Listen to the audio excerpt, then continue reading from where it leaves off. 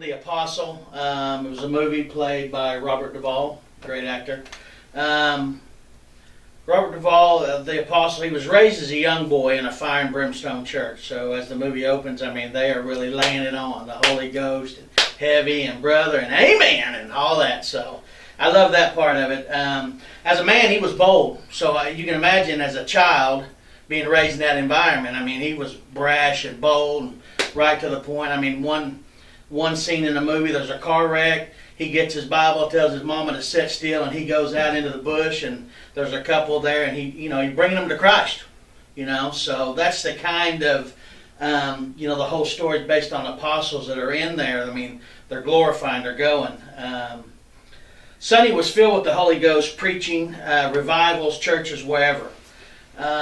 One day, his wife, Jessie, confronted him and asked for a divorce. She had been having an affair at that time, and basically said, his wandering eyes and his wicked ways, she had enough of that, and she was scared. I mean, at one point in the movie, he shows up with a gun, and he hears the God say, "Thou shalt not kill." So he just throws a baseball into the window just to, to show that power he was having over her.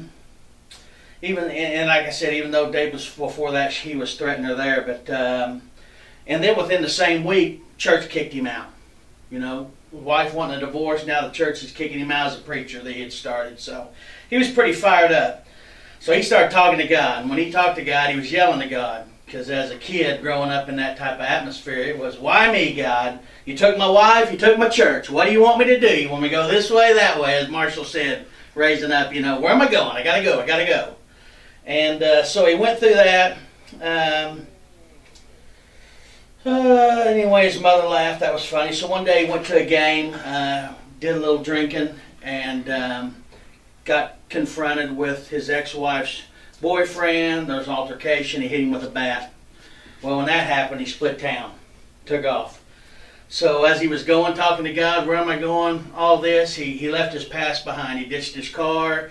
He found a poor black guy sitting on the bank. He sat down and stayed a couple of days with him and just started getting the demons out and having visions and stuff. And that guy said, "Well, I got a buddy, a Reverend C. Charles Blackwell, that lived in Louisiana." So he went on search looking for this guy. He had a vision. He wanted to start a church with this guy. So he finally found him. In finding him, he got a job as a mechanic and found out the guy also owned a radio station. So he was able to get that preaching on the radio because he was filled. I mean, them boys was filled. It didn't matter what happened. He was bringing people to Christ. That's what he was doing. And so they did that. And he met the Reverend. The Reverend said, "How do I know you're here? If you're here, that means I must be a part of it, so God should be talking to me too. So we'll all be thinking about that and watching out for the devil and see what happens." So they got to making friends. The Reverend had an old church that he used to church at, and he gave it to him. So they cleaned it up, and he named it the One Way Road to Heaven was the name of his church. So he got in there. He really built the thing up. They cleaned it up. First day at church, he drove a bus around, picking up all the folks, putting them on the bus. That was his thing, starting. I mean, no matter what happened, he stayed committed to it, and he was going to bring people to Christ. That was the bottom line. So as he knew the police were finally coming, because the guy ended up dying, is what happened. So he knew they were coming. And the last day was at church, the law come, and he said, "I'll get to you when I'm done." And he kept preaching. He was bringing them, ended up bringing a young man to Christ. That was his spirit. I'm doing it. For me, is you just have to believe, regardless of the outside noise. If the noise don't look pretty, you have to believe and have that faith.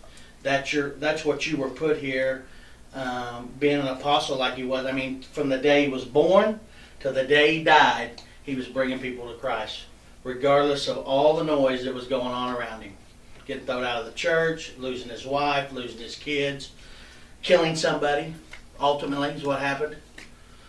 So just having that passion that you, as we hear from Marshall a lot, is when it gets nasty, you got to lean into it. If you don't just keep leaning forward, you're going to get caught up in what everybody else is doing. And God put him there for a reason. So to me, that's really what it was. Is God's put us here for a reason.